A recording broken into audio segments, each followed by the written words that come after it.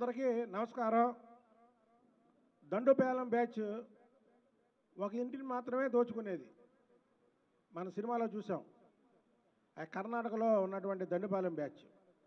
కానీ జగన్ బ్యాచ్ మాత్రం రాష్ట్రం మొత్తాన్ని దోచుకుంది. ఏ శాఖను మిగల్చకుండా దోచుకుంది. జగన్మోహన్ రెడ్డికి కానీ జగన్మోహన్ రెడ్డి బ్యాచ్కి కానీ దమ్ముంటే మీడియా ముందుకు వచ్చి మేము పలానా శాఖలో దోచుకోలేదు అని చర్చకు రాగలరా? ఇవాళ భారతదేశంలో ఏ రాష్ట్రంలో లేనట్టు రాష్ట్ర ముఖ్యమంత్రిగా నిన్ను ప్రజలు ఓడించారు. ఓడించినప్పటి నుంచి కూడా ప్రతి శాఖలో ఉన్నటువంటి ఫైళ్ళు తగలబెట్టడం జరుగుతుంది.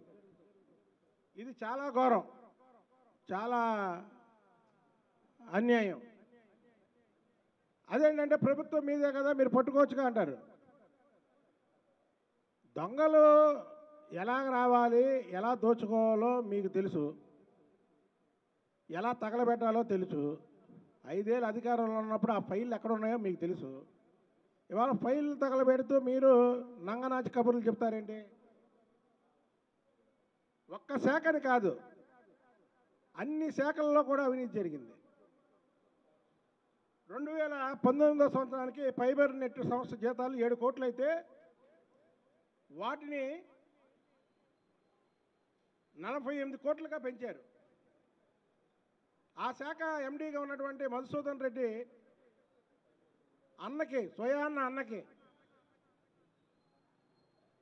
సంవత్సరానికి 12 కోట్లు అప్పలంగా అప్పచెప్పాడు. ఎవరు అప్పసొమ్మని అలాగ అప్పచెప్తాడు? మధుసూదన్ రెడ్డి. అలాగా చెప్పుకుంటూ పోతే టీటీడీ ఫైల్ తగలబెట్టారు, అలాగే ఇరిగేషన్ ఫైల్ తగలబెట్టారు, అలాగే ఇప్పుడు ఉన్నటువంటి ఏదైతే రవాణా శాఖలో ఫైల్ తగలబెట్టారు, అలాగే వ్యవసాయ శాఖ ఫైళ్ళు, అనేక ఫైళ్ళు తగలబెడుతున్నారు. ఇది చూస్తూ ఉంటే రోజు తగలబెట్టుకుంటూ పోతూ దమ్ముంటే పట్టుకోండి. ఏది హైదరాబాద్లో మనం నెక్కర్ బ్యాచ్, బనీళ్ళ బ్యాచ్ అని వాళ్ళు ఒక సవాల్ ఇసురుతారు. మేము దొంగతనాలు చేస్తుంటాం, దమ్ముంటే పట్టుకోండి అని.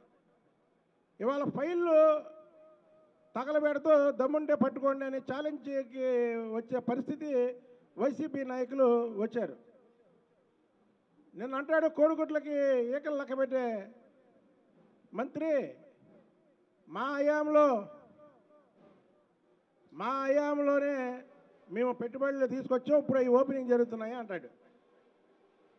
ఒకవేళ అదే నిజమైతే మీ హయాంలో పరిశ్రమలు పెట్టడానికి జగన్మోహన్ రెడ్డిని చూసి భయపడ్డారు కాబట్టికే ప్రతి ఒక్కరు ఇవాళ చంద్రబాబు నాయుడు గారి హయాంలో పెట్టుబడులు పెట్టడానికి వస్తున్నారు.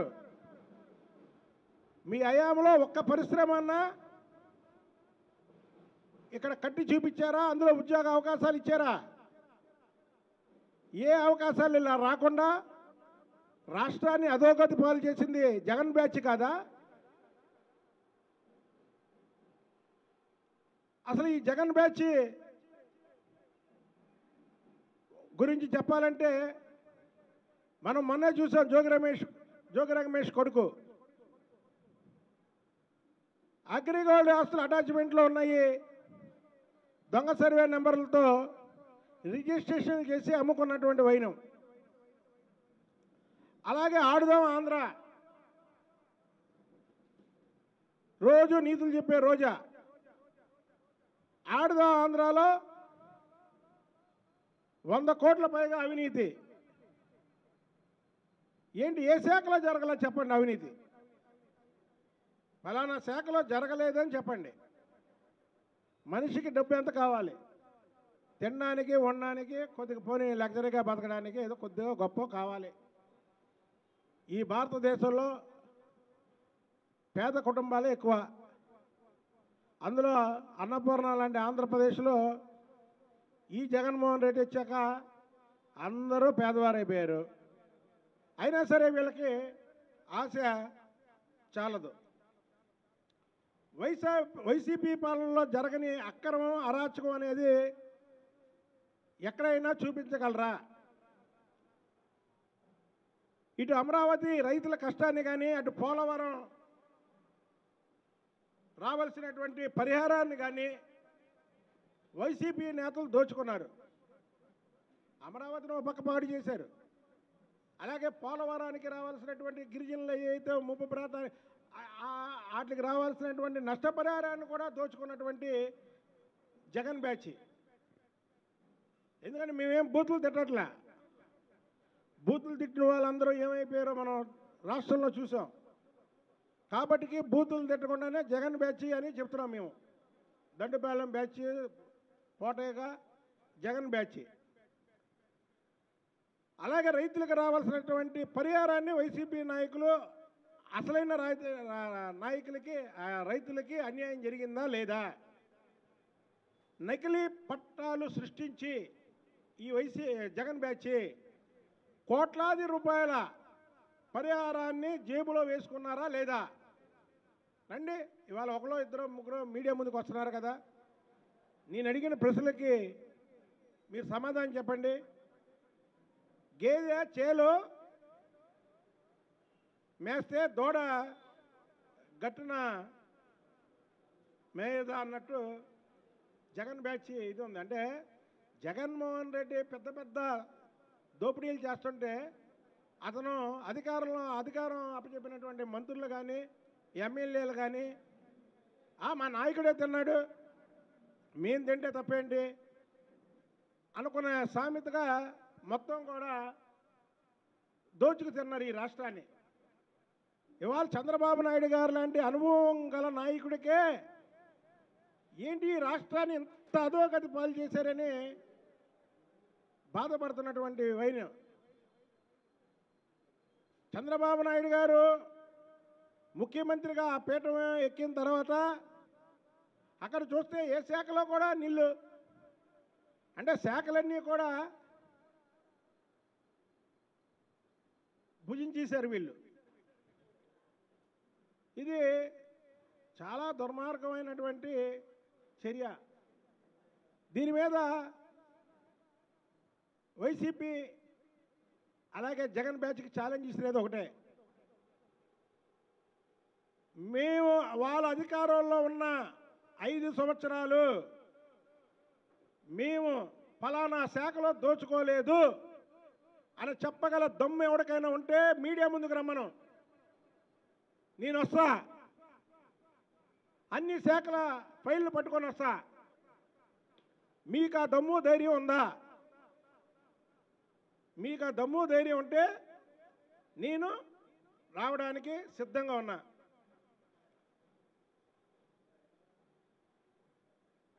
అసలుకి ఫైళ్ళు దహనం చేయడం అనేది మనం ఎక్కడా చూడలేదండి. ఇది జగన్మోహన్ రెడ్డి ఆర్ట్. ఇది కొత్త కోణం తీసుకొచ్చాడు. ఏది అసలుకి ఏంటిది అనేది ప్రతి ఒక్కరికి తెలియని పరిస్థితి అయిపోయింది. ఏంటి ఫైల్ ఏంటి, దగ్ధం ఏంటి, ఫైల్ ఏంటి, దగ్ధం ఏంటి, అసలు ఈ శాఖ లేదు, ఆ శాఖ లేదు. ఇది జగన్మోహన్ రెడ్డి ఆర్ట్. ఇది ఎవ్వరికి అర్థం కానటువంటి ఆర్ట్. మదనపల్లిలో సబ్ కలెక్టర్ కార్యాలయంలో దహనం చేశారు. సిఐడి విభాగంలో ఫైల్ దగ్ధం చేశారు. పోలవరం ఫైళ్ళు తాజాగా, అలాగే టీటీడీలో ఫైళ్ళు. అది ఫైల్ దగ్ధం ఏంటనేది ప్రజలకు అర్థం కాని విషయం. ప్రజలకు చెప్పేది ఏంటంటే ఫైల్ ఎందుకు దగ్ధం చేశారంటే వీళ్ళు విపరీతమైనటువంటి కరప్షన్ చేశారు ప్రతి శాఖలో.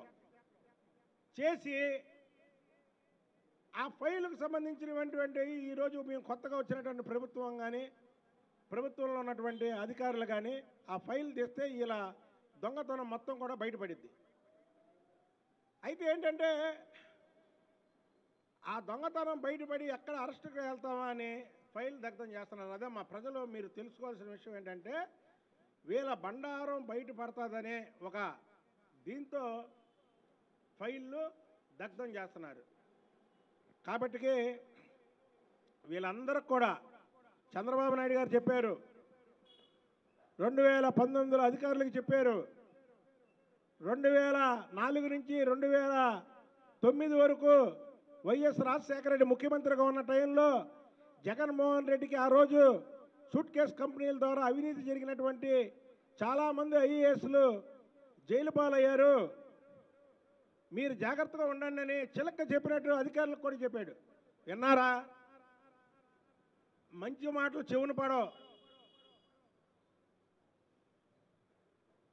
చేసేవాళ్ళేమో జగన్మోహన్ రెడ్డి అధికారంలో ఉన్నటువంటి అధికారులు, చేయించేవాడేమో జగన్మోహన్ రెడ్డి బ్యాచ్.